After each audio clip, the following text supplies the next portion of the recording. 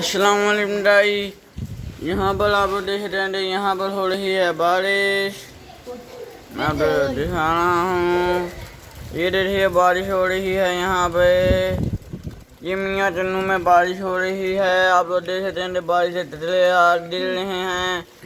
वो देखिए बारिश से तितले गिर रहे हैं यहाँ पर।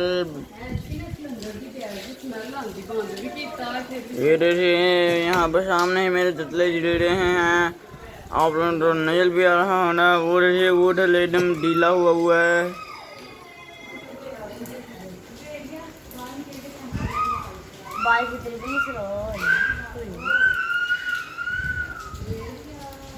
देखिए अचानक से जाए जाओ हो रहे वहाँ पे इतनी तेज बारिश हो रही है तो स्लो जा रहा है मेरे।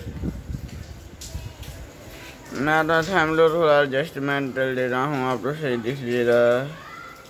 तो अब तो आ नहीं रही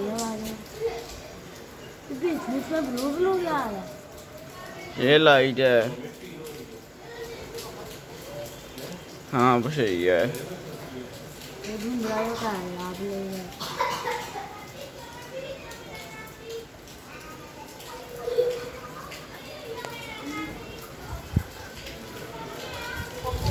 वो लगाने से रहते हो रही है बारिश हो रही है।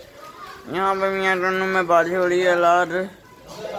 ये देखिए ये नीला हो रहा है। ओ तेरी राना सी यार तो मजा आ रहा है।